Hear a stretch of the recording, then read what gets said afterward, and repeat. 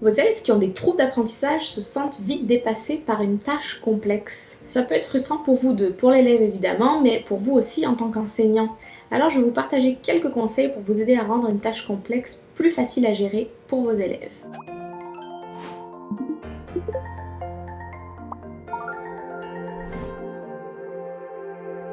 Je suis Marjolaine Masson, neuropsychologue à l'Institut des troubles d'apprentissage et aujourd'hui je vais vous expliquer comment aider vos élèves avec la stratégie des petits pas. Devant une tâche qui implique de multiples étapes, plusieurs enfants ou même adolescents qui ont des besoins particuliers se sentent vite dépassés. Ils savent pas par quoi commencer, pas comment s'organiser, finaliser une tâche, donc se rendre jusqu'au bout. Ça représente un gros défi pour eux. En découpant une tâche en plusieurs petites étapes, vous allez augmenter leurs chances de réussite et même ça pourrait réduire un petit peu leur stress. Je vais vous expliquer maintenant les 7 étapes nécessaires pour décomposer une tâche complexe. Premièrement, tenez compte de toutes les étapes nécessaires à la réussite d'une tâche. Par exemple, si vous dites à l'élève « termine les problèmes de mathématiques page 5 », ça peut paraître très simple, mais en réalité, ça inclut beaucoup de sous-étapes.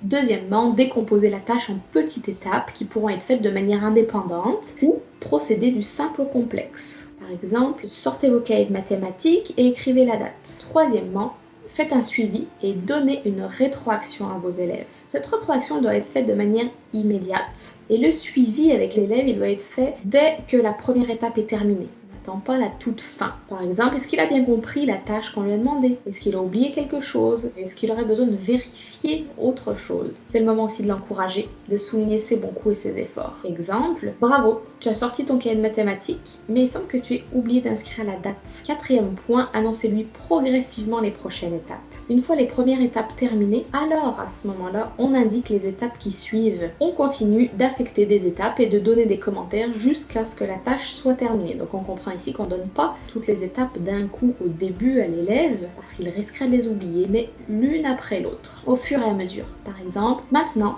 j'aimerais que tu lises le premier problème de mathématiques et puis que tu soulignes les informations importantes. Cinquième point, assurez-vous que votre élève réussisse chaque étape.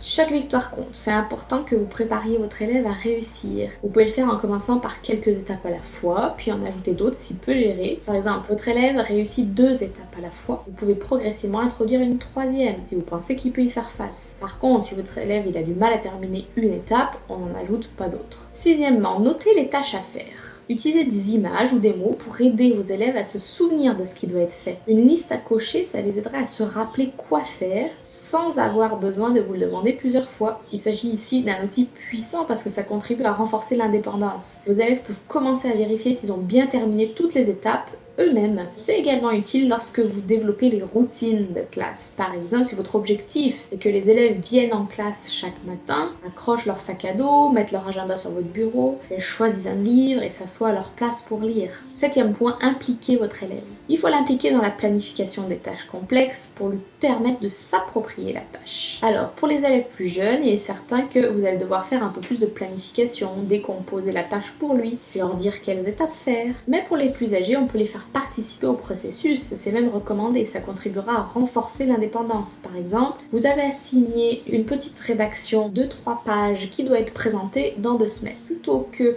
de leur laisser le choix du moment et de la façon dont ils réaliseront le travail, peut-être à la dernière minute, eh bien discutez avec eux des étapes nécessaires pour effectuer ce travail, de quoi ils auront besoin pour faire cette rédaction, de faire de la recherche, de rédiger un plan, de rédiger chaque paragraphe, de réviser ensuite ce qu'ils auront écrit, pour qu'ils prennent conscience donc de l'ampleur du travail. Ils peuvent transformer les étapes en leur propre liste à cocher pour référence ou revenir en arrière à partir de la date d'échéance, puis ils peuvent noter quand ils termineront chacune des étapes dans leur calendrier. Vous pouvez même demander aux élèves d'estimer combien de temps ils pensent qu'il leur faudra pour terminer chaque partie, puis vérifier avec eux une fois qu'elle est terminée pour voir si leur estimation était correcte. Les élèves qui ont des troubles d'apprentissage, ils sous-estiment très souvent le temps qu'il leur faudra pour compléter une tâche, ce qui rend la planification à l'avance vraiment difficile. C'est donc une compétence importante à développer. En conclusion, découper les tâches complexes en petites étapes avec la stratégie des petits pas, ça aidera pour sûr vos élèves qui ont des troubles d'apprentissage à éviter la surcharge cognitive,